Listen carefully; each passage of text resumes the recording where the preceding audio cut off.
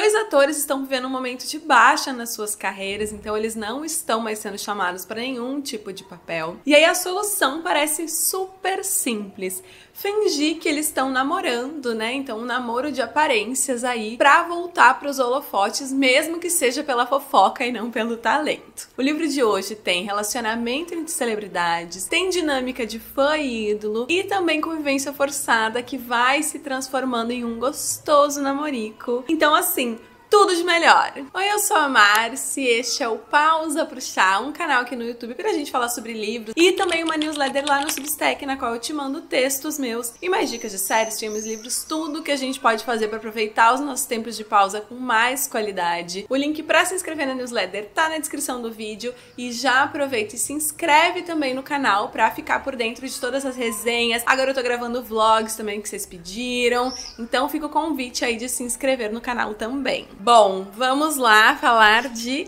Como Fingir em Hollywood, da Ava Wilder. Esse é o livro de estreia dela e foi uma grata surpresa, assim, eu não tava dando muito, porque eu achei a capa meio esquisita, mas a história é uma boa história, vamos falar bastante sobre ela hoje. Os nossos protagonistas são a Gray e o Ethan. E a Gray, ela foi aquela atriz, assim, desde criança, sabe? Que vai crescendo, trabalhando no mercado. E ela estrelou uma série adolescente de vampiros. Então, aquelas séries, assim, que tem, tipo, 6 temporadas. Alô, The Vampire Diaries. Ela, inclusive, teve um relacionamento com o par romântico dela. Então, ela seguiu toda a cartilha da pessoa que é adolescente, jovem adulta, trabalhando na indústria, né? Ficou num show, num programa por muitos anos, namorou o par romântico dela, e isso também acabou sendo super, assim, uma grande cagada pra ela, porque vai dar tudo errado esse namoro. E a Gray agora acabou, né, faz um pouco tempo que acabou essa série, então foi ao ar a última temporada e ela tá procurando trabalhos, né? Só que quando, é muito comum, né, ter essas reclamações, inclusive, de que quando um ator fica muito famoso por uma coisa, é muito difícil ser chamado pra outras coisas, porque todo mundo enxerga a pessoa pra sempre. Sei lá, como Harry Potter, como... Acho que o pessoal do Crepúsculo fez isso bem até, né? Conseguiu se desassociar dessa imagem de ser o Edward e a Bella, por exemplo, né? Eles são atores bastante aclamados, mas é difícil. E também tem até um certo preconceito, assim, com ela, de ela ter sido atriz dessas séries bobinhas e tal, né? Então ela não tá conseguindo se recolocar no mercado. O Ethan, por sua vez, é um ator muito famoso. Ele já ganhou até Oscar, assim, e ele tem vários filmes que viraram cult, e ele tinha uma dupla, que é o Sam, que era o melhor amigo dele desde criança, assim, tipo, como se fossem irmãos, e os dois entraram no cinema juntos. Todos os filmes que o Ethan fez fizeram sucesso, foi junto com o Sam, que eles produziram e atuaram juntos nos filmes, até que o Sam sofre um acidente e morre. E aí o Ethan vai entrar numa depressão profunda, num luto muito profundo, em que ele vai sabotar ali tudo, ele vai passar por um divórcio mega público, porque ele também casou com a par romântico dele nesses filmes, né? Ele vai ser demitido de um trabalho também, de um filme milionário aí, porque ele ia pro set bêbado. Com tudo isso que aconteceu com o Ethan, né? Com todo esse escárnio público aí de tudo que deu errado na vida dele, todo mundo vendo de plateia, ele se torna um cara super recluso, ele não sai mais, ele praticamente só fica em casa, nunca mais atuou. Só que ele e o Sam tinham, né? Estavam trabalhando em um roteiro de uma adaptação de um filme que nunca chegou a acontecer porque o Sam morreu. Então o Ethan sente, né, que ele precisa fazer esse filme acontecer, que é a última conexão que ele tem com o amigo, que ele deve isso pro amigo, que é tipo o legado do Sam. Então é por isso que ele topa quando a agente dele propõe que ele entre nessa de ter um namoro falso. Todo mundo vai sair ganhando dessa situação e todo mundo tem seus motivos, o que pra mim já é um ponto que começa tudo ótimo, porque às vezes o namoro falso não faz sentido pra algumas pessoas, aqui os dois vão ganhar. E é muito comum também, né, na indústria de Hollywood que esses namoros falsos aconteçam, né, a gente já tem 1000 exemplos disso. Só que a Gray também vai ganhar uma coisinha a mais aí com esse namoro, tem outros motivos pra ela topar, porque ela tem meio que um crush no Ethan. Então, por exemplo, quando ela era adolescente, tinha pôster dele na parede do quarto dela. Então a gente vai ter aqui, apesar de os dois serem famosos, uma dinâmica meio de fã e ídolo. Ela não é a maior fã, assim, que sabe tudo de cor, mas ela já viu todos os filmes várias vezes. Ele tem esse apelo muito de ser um cara muito sexy pra ela. Então, quando eles se encontram a primeira vez, ela fica meio tipo... vou aceitar sim. Mas isso não significa também que ela vai deitar pra ele. Então ela vai ser irônica, irônica, ela vai debochar dele, e ele, por sua vez, vai ficar encantado por isso, né? Por ela ser uma pessoa que, por mais que ele seja tão famoso, meio que não fique totalmente deslumbrada com a fama dele, né? Então é isso, está estabelecido um namoro falso. A partir de então, eles começam a fazer aparições públicas, que mostra, né, também que o Ethan melhorou, que ele tá bem, que ele tá num relacionamento, que ele se abriu de novo pro amor. É uma construção aí de uma narrativa que as pessoas gostam muito de ver essa volta por cima, né, de um ator tão famoso que elas sabem que sofreu tanto. Então eles começam a sair pra ter dates em restaurante, e também a Grey vai de carro, né, porque tem muitos paparazzi e tal, sempre na porta do Ethan. Ela vai de carro e entra na casa, dorme lá, e no dia seguinte sai. Então é meio que essa dinâmica que os dois têm. E aí, eu queria um pouco que o livro tivesse aproveitado melhor essa dinâmica. Me explico. No começo, né, quando eles estão nesse rolê de, vai dormir na casa dele, por exemplo, ela vai e o Ethan fica totalmente recluso, trancado no escritório. Ela nem vê ele direito, sabe? E aí é um pouco porque ele tá nesse momento muito difícil, assim. Por mais que no público apareça que ele tá melhor, que ele tá saindo com ela e tudo mais, ele ainda tá muito mal. Tipo, tá muito no buraco. Ele é um alcoolista, então, tipo, ele tem uma questão com álcool muito forte. Ele passa grande parte do tempo bêbado ali pra amortizar um pouco, né, o sofrimento, amortecer esse sofrimento. É uma dinâmica complexa. Eu entendo que faz sentido ele ficar trancado também, que ele não sabe lidar muito bem com a presença dela, nem com a presença de ninguém, mas eu queria que o livro tivesse aproveitado esses momentos em que eles estão em casa e que eles estão só se conhecendo pra, tipo, criar situações em que eles ficassem muito afim um do outro, que eles pudessem brincar, que eles pudessem ser rabugentos, sabe? Tipo, que eles pudessem ter uns embates, que seja. Mas eu sinto que boa parte desse começo dos dois é meio insosso. Depois melhora, eles vão pra um hotel também, daí eles têm que passar o fim de semana no mesmo quarto, porque eles são um casal, né? Eles são convidados para ir pra esse resort. E aí isso vai começar a acontecer, mas eu acho que no começo demora muito. Uma coisa que é importante dizer é que seja pela capa, né, que tem essas cores meio levinhas, ainda que eu tenha achado meio feia a capa, enfim, mas ela passa uma vibe fofa, ou pela premissa de duas celebridades namorando. Eu tava esperando que esse livro fosse ser uma coisa fofinha, uma comédia romântica gostosinha de acompanhar, e não é exatamente isso que eu recebi, sabe? Porque assim, como eu pincelei, né, o Ethan continua muito mal. Ele ainda tá muito afundado no luto, ele não solucionou as questões que ele tem com álcool, né? Ele nem identificou exatamente que ele tem um problema. Isso tá meio claro pra nossa protagonista também, tá? Desde o começo a gente percebe ali que tem uma coisa esquisita com o álcool e ela também percebe. O Ethan, na verdade, anda por aí com uma grande bandeira vermelha tremulando na cabeça dele, porque, tipo assim, ele não conseguiu lidar com o luto, ele não tá, sei lá, fazendo uma terapia, ele não tá conseguindo lidar com essas sensações, esses sentimentos e não tá fazendo nada pra melhorar. Ele tá totalmente ausente da vida das filhas, então ele esquece de buscar as crianças quando é o dia dele de buscar, que ele tem 2 filhas, isso é um ponto importante. Então ele não tá bem,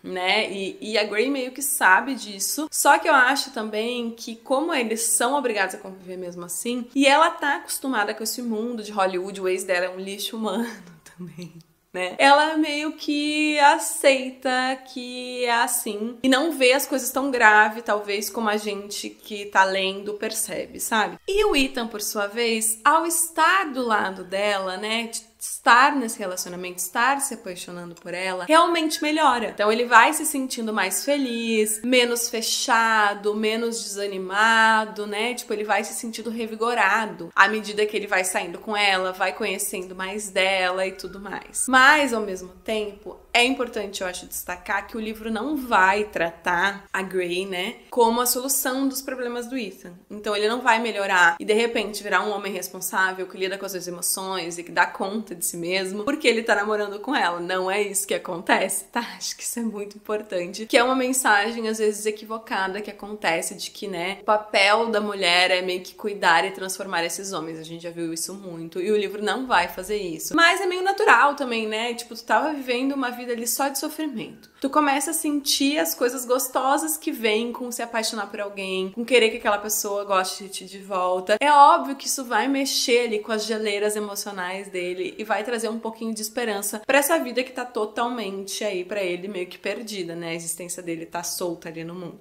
Inclusive, eu acho que Como Fingir em Hollywood é bem eficaz em mostrar como a relação desses dois é complexa. Então, como estar envolvida com o Ethan, por exemplo, vai ser complicado. Tipo, vão ter momentos em que ele vai estar muito bem. Ele é um cara muito gentil, ele se importa muito com a Grey, ele cuida dela quando ela precisa, ela vai se machucar, ele vai ser o cara mais cuidadoso possível. Então ele é um cara que tá presente, que tá intensamente entregue, ele ainda que ele seja um cara meio fechado. Tu percebe, tu consegue ver ali como ela vê as coisas boas dele, né? Tipo, tem tudo isso, ele me trata tão bem, ele é bonito, eu me sinto atraída por ele tá melhorando, ele tá presente pra mim. E ao mesmo tempo, a gente vê toda a outra parte, que é essa insegurança, esse medo de que alguma coisa vai acontecer, então ela fica sempre meio ansiosa de que tudo vai degringolar, porque a gente não sabe muito bem quando. Qualquer coisinha pode ser uma fagulha pra de repente ele se trancar no escritório e encher a cara, ele sumir. Então a gente vê esses altos e baixos, assim, de conseguir entender, né, que ela veja essas coisas boas nele. E também tem um ponto extra, né, tipo, ele está vivendo um grande sofrimento. A gente entende que pessoas vivendo luto é uma das coisas mais difíceis de viver, né? Cada um vive de um jeito e alguns vão tentar se destruir, outros vão tentar ignorar, outros vão, né, sofrer muito, enfim. Mas meio que todo mundo tá sofrendo, só que cada um vai mostrar de um jeito. Então ela sabe que tem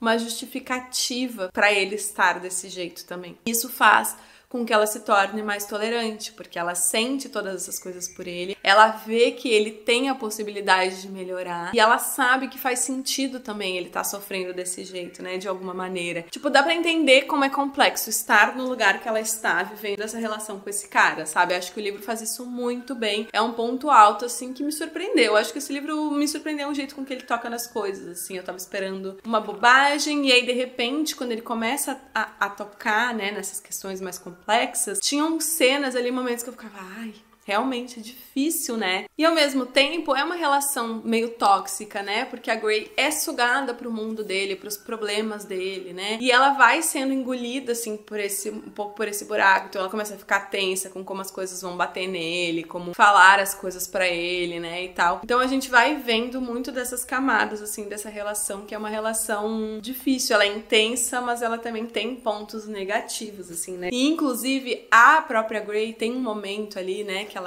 ela tem uma melhor amiga e tal, e que ela fala, inclusive, que ela não vai contar, tipo, ela não vai falar sobre isso com as pessoas, porque ela sabe o que as pessoas vão dizer, que tem uma dinâmica de poder, que tá uma relação tóxica, e que as pessoas não entendem, né, tipo, que tem toda essa outra parte que ela vê, isso tudo é muito características de relações tóxicas, né. E aí a gente vai vendo também, né, o Ethan falando com a Grey sobre a vida dele, e a gente vai vendo que é mais do que só esse luto de ter perdido o melhor amigo. Na verdade, ele vem já desde criança de uma família super difícil, que ele vem de um lar abusivo, que o pai batia neles muito, que ele, né, vai encontrar, inclusive na família do Sam, um refúgio ali pra fugir da própria casa, porque o pai dele é horrível. A gente vai descobrindo mais sobre ele, vai vendo que essa relação dele com álcool, por exemplo, vem desde ali o início da adolescência. E de alguma maneira eu senti assim que, por exemplo, em várias das resenhas, que eu fui ler resenhas do livro e tal, né, pra dar uma olhadinha no que as pessoas estavam achando. E várias resenhas do livro estavam com muita raiva do Ethan, porque ele é um cara de meia idade, de 40 anos, que é um bebezão, que não tem nenhuma maturidade emocional, que não se cuida, que é um pai ausente pras próprias filhas, que ele teve um pai de merda e agora ele é um pai de merda também, e que ficaram com muita raiva dele e não conseguiram enxergar nele esse par romântico pelo qual a gente torce, sabe? E eu discordo um pouco. Não discordo que ele não tem maturidade emocional, que ele é um pai de merda, todas essas coisas realmente estão aqui. Assim, eu não fiquei com raiva, sabe? Eu fiquei meio de coração partido, tipo, porque ele realmente tá tão no buraco que quando essa coisa boa, né, que a Grey acontece, ele também não sabe muito bem nem como lidar, porque ele já não sabe mais nem se ele merece ter alguma coisa boa na vida, sabe? Ele tá num ciclo tão autodestrutivo, tão sabotador de si mesmo, mesmo, que ele não se permite nada, sabe? Ele acha que ele não merece nada. E isso muito vem dessa origem dele, dessa história dele. Então eu, sei lá, eu só fiquei de coração partido, assim, por ele e querendo que ele sentasse a bundinha dele num divã e fosse resolver esses problemas, né? Porque também acho que é isso, assim, tipo, falta fluidez, assim, emocional, né? Até pra, tipo, procurar ajuda. Ele tá totalmente, sei lá, fora, assim, né? As pessoas são complexas, são falhas e acho que isso é muito interessante também, enriquece a história e as experiências de leitura que a gente tem. Mas eu acho que realmente a parte das filhas fica meio solta. Me surpreendeu positivamente, né, essa jornada aí de leitura, porque bem como eu disse, assim, eu tava esperando outra coisa, e eu acho que a primeira metade do livro vem nesse namorinho, flerte, haha, e depois a segunda metade é essa descida muito grande, tipo, a gente vai subindo bem devagarinho, né, a primeira metade, montanha-russa, daí a gente para aqui e sabe?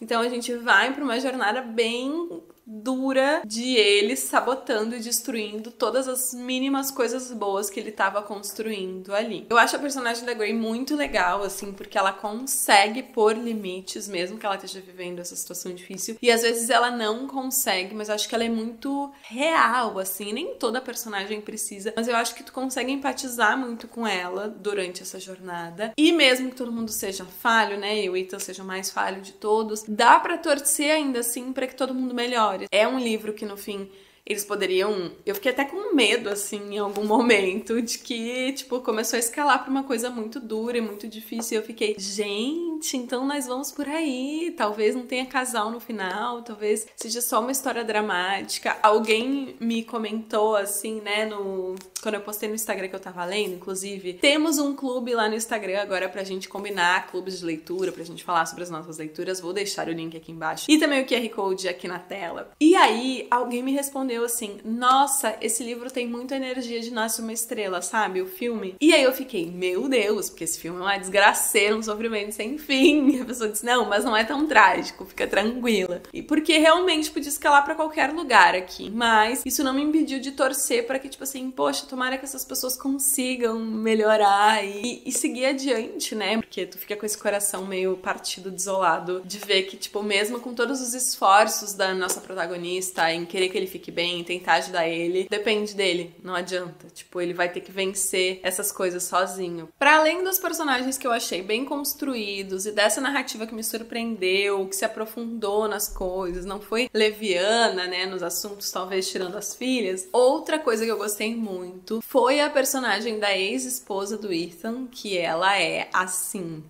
a maioral, dona e proprietária da boa saúde mental. Tipo assim, cara, essa mulher nem existe, porque, tipo assim, ela é muito queen. Não tem outro jeito de defini-la. Ela tá muito madura emocionalmente, tudo que falta nele tem nela, né? Ela também viveu o luto de perder o Sam, eles eram muito amigos, ela perdeu o marido, né? Mas ela é muito sensata e ao mesmo tempo, quando começa, né, o Ethan começa a namorar, por exemplo, com a Grey, um caminho muito comum seria cair nela criar problema, em ela reclamar de a Grey tá envolvida na vida das filhas, ou sei lá, qualquer coisa assim. Mas ela não tá nem aí, tipo, ela tá muito, pelo contrário, preocupada com a Grey. Então ela vai conversar com a Grey sobre o relacionamento que ela teve com o Ethan. Ela vai ficar tipo assim, ai, mas se ele fizer tal coisa, ele não pode te puxar pra isso. Sabe? Tipo, ela tá muito preocupada com que a Grey esteja bem, porque ela sabe quem o Ethan é e como o Ethan está. Então ela fica meio que alerta ali pra qualquer coisa ela vir opinar e ajudar a Grey até mesmo, assim. O que eu achei muito, muito legal. Queria ver mais dessa personagem, inclusive, porque ela parece ser muito incrível. Então, assim, gente, no resumo, eu gostei bastante do livro. Foi uma grata surpresa quando chegou ali, não sei lá, faltava um quarto do livro. E eu fui tomar um café meia horinha e quando eu vi já era noite, eu tava no café ainda e em Barcelona escurece tarde, tá? Porque eu não conseguia parar, eu queria saber o que ia acontecer. Eu acho o final um pouquinho corrido, gostaria de ter mais detalhes, mas eu entendo, né? A gente tem uma passagem de tempo aqui longa, que é uma coisa que às vezes eu encrenco, porque é isso, né? O livro vai criando problema, criando problema, criando problema. mas não soluciona, né? Quem viu o vlog de leitura de Just for the Summer, eu falei assim,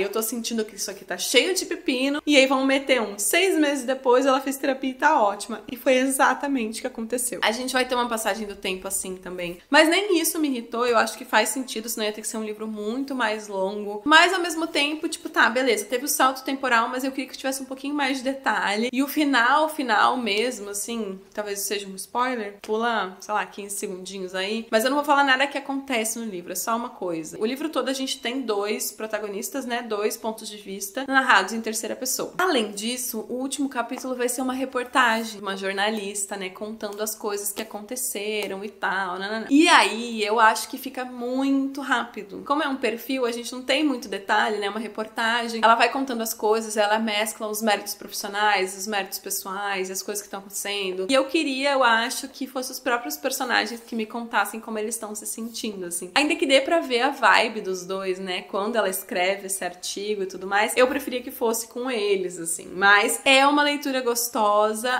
ao mesmo tempo uma leitura que vai ficando mais dura, né? Recomendo com essa consideração aí de que se você tá procurando um livro levinho e muito solar e gostosinho, talvez não seja aqui. Mas eu acho que ela faz, os temas que ela se aprofunda, as questões que ela toca, né, a autora, ela faz isso com responsabilidade, assim, eu gostei do jeito com que ela tratou as coisas aqui. Por isso, ficou com 3,5 estrelas, que é uma boa nota, e uma recomendação aí, uma resenha sozinha, porque eu acho que eu nunca vi ninguém falando sobre esse livro, e achei um bom achadinho. Inclusive, já coloquei o outro livro dela, que chama Entre Idas e Vindas, na minha lista de leitura. Se alguém já leu, depois me conta nos comentários o que achou, porque eu fiquei bastante curiosa, assim, tipo, acho que foi uma estreia, uma boa estreia, sabe? Tipo, que me faz querer ler mais da autora. E aí é isto, espero que você tenha gostado desse vídeo, me conta nos comentários se gostou, se já leu o livro e o que achou, porque eu também amo que a gente fofoque nos comentários sobre os livros, é uma das minhas partes preferidas quando vocês leem, ou então decidem ler um livro porque eu falei aqui. Então me conta nos comentários se já entrou na sua lista depois dessa resenha, se já leu, tudo isso. Lembro que temos um grupo agora no Instagram para falar de leituras também, que está aqui na descrição do vídeo e agora na tela de novo, então venham que a gente vai combinar encontrinhos online aí pra gente falar. Tô pensando em a gente ler Atmosfera juntas agora em agosto, se é do seu interesse, né? Atmosfera é livro novo da Taylor Jenkins Reid. Se é do seu interesse, vem comigo, vem com a gente fazer pausas gostosinhas pra gente fofocar de literatura, que é o motivo todo pelo qual esse canal existe. Toda semana tem vídeo novo aqui no canal. Essa semana vai sair um vlog da minha vida em Barcelona também na sexta-feira, então já fica o convite de se inscrever para não perder nada.